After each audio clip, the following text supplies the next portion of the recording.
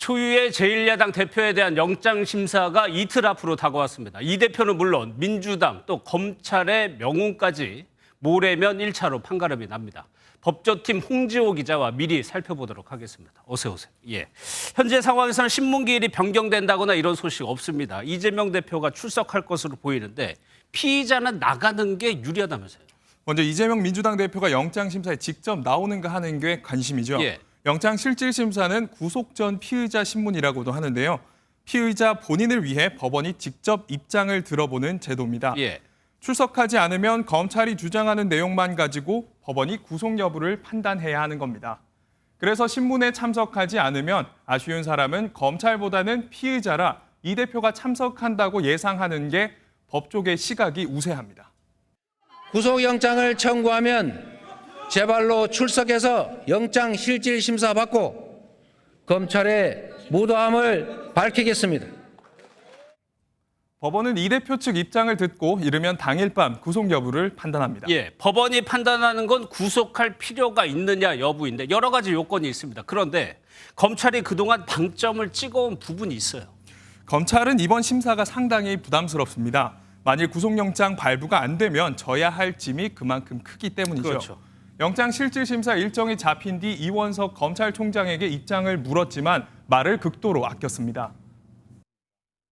제가 더 보탤 말씀이 없이 저희들 검찰에서 할 일만 담담하게 하도록 하겠습니다. 양해 부탁드립니다. 형사소송법에서는 범죄의 중대성, 증거인멸, 도주 우려 등이 있을 때 피의자를 구속할 수 있다고 규정합니다. 검찰은 이 중에서 혐의의 중대성과 증거인멸 우려를 강조하는 데 초점을 맞추고 있습니다. 이번 영장 청구에 위증 교사 혐의를 적용한 것을 보면 알 수 있죠. 의견서만 1000쪽이 넘는 상당한 분량을 준비한 것으로 전해집니다.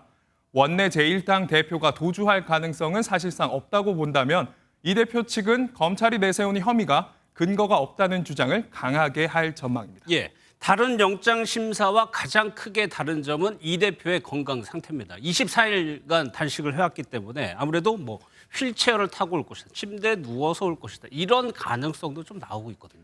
휠체어를 타고 법원에 오는 경우 드물지만 있었습니다. 지난 2019년 웅동학원 채용 비리의 조국 전 법무부 장관의 동생 조모 씨와 2016년 LCT 사건의 현기환 전 청와대 정무수석이 휠체어를 타고 출석했습니다. 결과적으로는 두 사람에 대한 구속영장이 모두 발부됐습니다.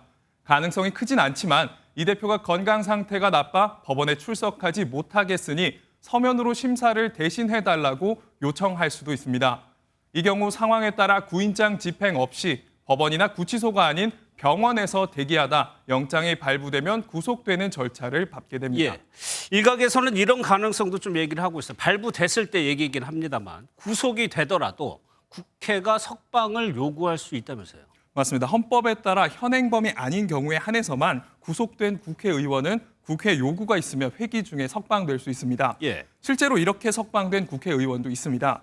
석방 요구 결의안을 내면 되는데 2004년 한나라당 서청원 전 의원이 구속됐다 12일 만에 풀려나기도 했습니다.